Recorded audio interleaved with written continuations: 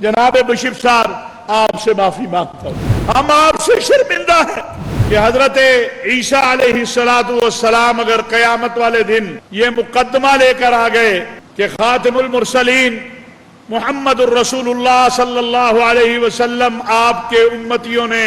میرے ماننے والوں کے ساتھ یہ سلوک کیا تھا تو کہاں جائیں گے؟ یہ قرآن جتنا میرے لیے مقدس ہے، اللہ کی یہ کتابیں جو ہیں یہ بھی مقدس ہے، اور جنہوں نے ان کو جلایا ہے میرا دکھ اتنا ہی ہے جتنا دکھ مجھے قرآن کریم کے جلانے کا ہے، اتنا ہی دکھ ہے مجھے اگر کوئی مسجد کو جا کے گراتا جتنا چرچ کو گرانے کا ہے۔ جوزف کلونی کے مجرموں کو اگر سزا دی گئی ہوتی تو آج ممکن ہے یہ معاملہ نہ ہوتا۔ ہمارے عدالتی نظام نے مسیح کو تو سزا سنا دی، لیکن جنہوں نے سینکڑوں لوگوں کو گھروں سے بے گھر کیا ان کے لیے کوئی سزا نہیں سنائی۔ مجھے معافی، شرمندگی، ہمیں یہ جملے چھوٹے لگ رہے ہیں۔ میں ریاست پاکستان کی طرف سے، حکومت پاکستان کی طرف سے، وزیر اعظم پاکستان کی طرف سے، پاکستان کے علماء، مشائخ اور مسلم عوام کی طرف سے جناب بشیر صاحب آپ سے معافی مانگتا ہوں، ہم آپ سے شرمندہ ہیں، ہم ان مسیحی بچیوں سے شرمندہ ہیں جو چھوٹی چھوٹی بچیاں رات کھیتوں میں جنہوں نے گزاری، سڑکوں پہ گزاری، جو اس خوف سے اپنے گھروں سے چلے گئے کہ کہیں ہمارے گھروں کو نقصان نہ پہنچ جائے۔ میں تو اس دین کا ماننے والا ہوں جس کا رب رب العالمین ہے، جس کا نبی رحمت للعالمین ہے۔ میرے پاس کوئی الفاظ نہیں ہیں، لیکن میں آج یہ سوال اپنی عدلیہ سے بھی کرنا چاہتا ہوں، اپنی حکومتوں سے بھی کرنا چاہتا ہوں۔ میں اس معاملے پہ کئی بار چیخ و پکار کر چکا ہوں کہ جوزف کلونی کے مجرموں کو اگر سزا دی گئی ہوتی تو آج ممکن ہے یہ معاملہ نہ ہوتا۔ ہمارے عدالتی نظام نے مسیح کو تو سزا سنا دی، لیکن جنہوں نے سینکڑوں لوگوں کو گھروں سے بے گھر کیا ان کے لیے کوئی سزا نہیں سنائی۔ کبھی ہم جڑا والا کا رونا روتے ہیں، کبھی ہم شانتی نگر کا رونا روتے ہیں، کبھی ہم گوجرا کا رونا روتے ہیں، کبھی ہم قصور کا رونا روتے ہیں۔ جناب چیف جسٹس آف پاکستان، پوری قوم مطالبہ کرتی ہے کہ عدالت بھی اسی چرچ میں لگاؤ جس کی صلیب کو توڑا گیا، 1 ماہ میں ٹرائل کرو۔ قوم چاہتی ہے کہ ان مجرموں کو سزا ملے، ان کو 9 مئی کے مجرموں کی طرح اس کیس کو لمبا نہ کرو۔ ہم تھک گئے ہیں، ہم قوم دنیا کو بتاتے ہیں دیکھو ہمارا ملک کیسا ہے، ہم سب اکٹھے بیٹھے ہیں، اور ایک طرف ہم یہ قرآن کریم کے تقدس کے لیے سارے جمع تھے یہاں پر آج سے 1 ہفتہ پہلے۔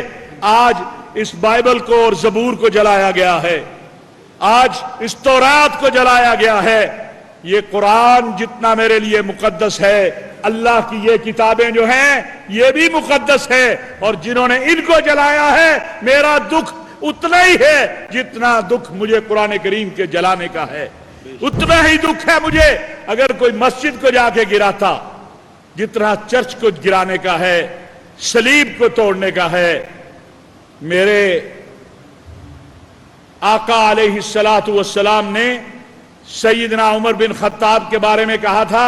لو کان بعدی نبی لکان عمر۔ عمر فلسطین کے فاتح بن کر گئے، آج بھی وہ چرچ موجود ہیں، وہ عبادت گاہیں موجود ہیں، اسی حالت میں سب کچھ ہے۔ شام میں ایک چرچ کے تھوڑے سے حصے کو مسجد میں شامل کیا گیا، لیکن خلیفۃ المسلمین نے واپس چرچ کو وہ زمین دے دی۔ میں آج دنیا کو کیا منہ دکھاؤں کہ میں رواداری کی بات کرتا ہوں، یہ میرے ساتھی رواداری کی بات کرتے ہیں، یہ میرے ساتھ کھڑے ہو کے قرآن کریم کے جلانے والوں کے خلاف ہم آواز ہوتے ہیں۔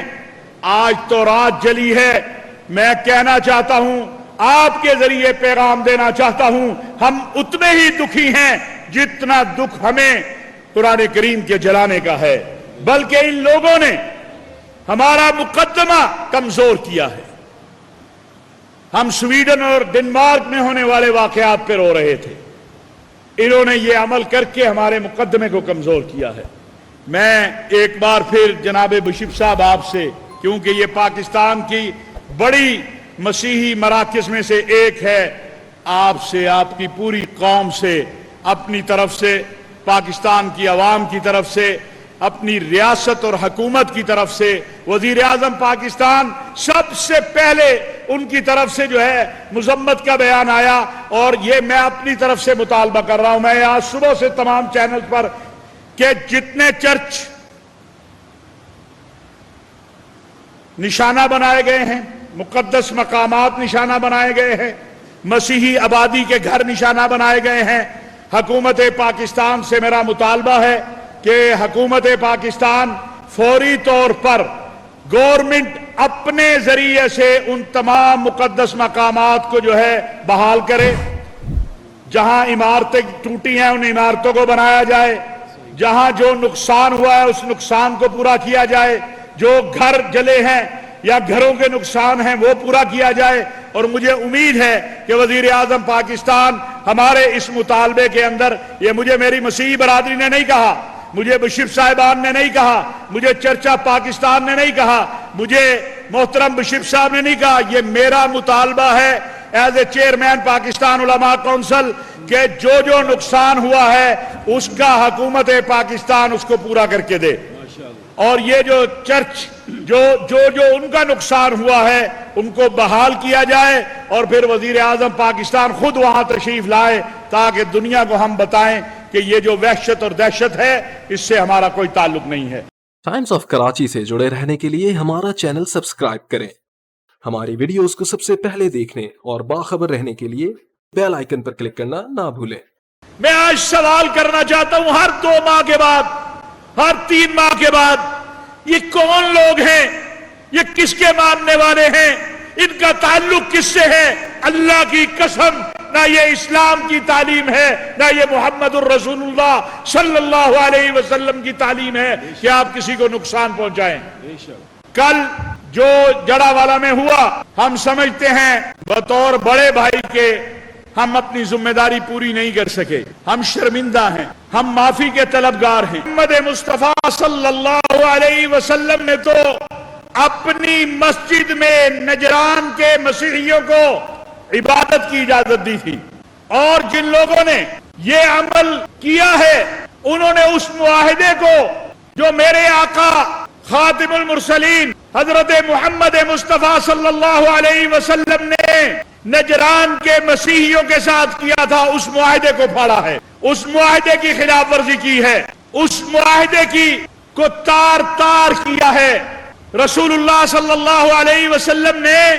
اس معاہدے میں یہ جملے موجود ہیں کہ صرف عبادت گاہیں نہیں بلکہ جو عبادت گاہوں میں لگائی گئی گھنٹیاں ہیں ان کا بھی تحفظ دیا ہے، ان کی جان و مال عزت آبرو کا تحفظ ریاست اور مسلمانوں کی ذمہ داری ہے۔ کل جو جڑا والا میں ہوا، ہم سمجھتے ہیں بطور بڑے بھائی کے ہم اپنی ذمہ داری پوری نہیں کر سکے، ہم شرمندہ ہیں، ہم معافی کے طلبگار ہیں۔ یہاں